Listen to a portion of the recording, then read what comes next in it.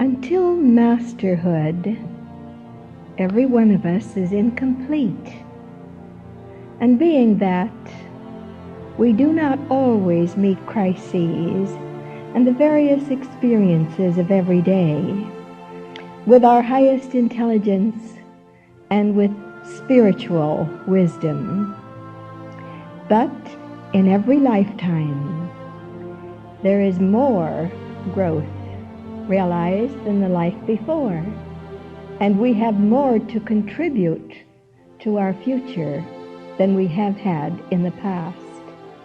And what is it in us which carries through our gains in this lifetime as well as our mistakes?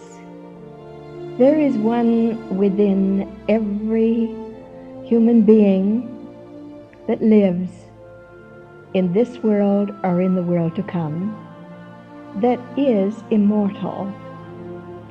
It is not the last expression of life we will know, but it is one of the happiest and one of the best of the 7 aspects of our selfhood. And the one of whom I speak is our souls.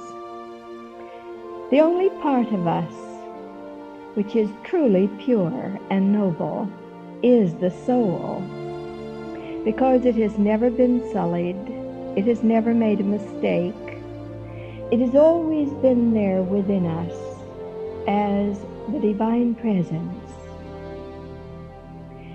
It tries to help us, but it is human to be so lost in the things of the outer world, our interests, our duties, our joys, that we forget that there is one within us who can make life oh so much more complete, so much more joyous, so much more unfolded than can any other aspect of our being.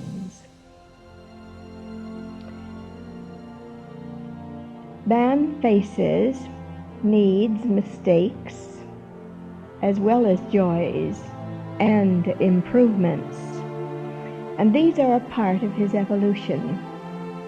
There are times when, during a moment of crisis, one reaches out toward God and wants so much to have the word to say or the power to perform constructively, and somehow there is an answer that comes to us.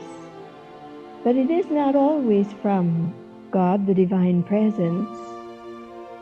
Sometimes we are aware in these moments that are high and holy that there is one who lives in us, so near that during a moment of intense need or exaltation, it is there to comfort us, and it is there to crown us with further unfoldment, to keep us humble because it is humble. There is never time, as we say so often, for any of us to be other than humble. For there is always that which is more divine ahead of us, since divinity itself is an unfolding like a flower, a rose bud unfolds. And so this one who comes to us in our crises and whispers words of encouragement should become us.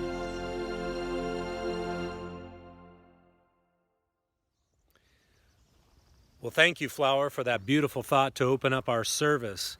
This virus in the world today has been very humbling, causing the whole world, in a sense, to stop, bringing all of our humanness and personality selves, in a sense, on our knees before God.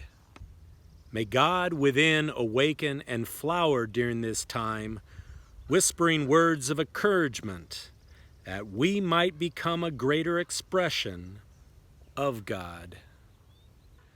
Well, I've been very grateful during this time to be able to dive more deeply into the video archives of Christian mystic Flower A. Newhouse. And today she's going to go more in depth in that topic of the soul, looking at steps we can take toward the real self.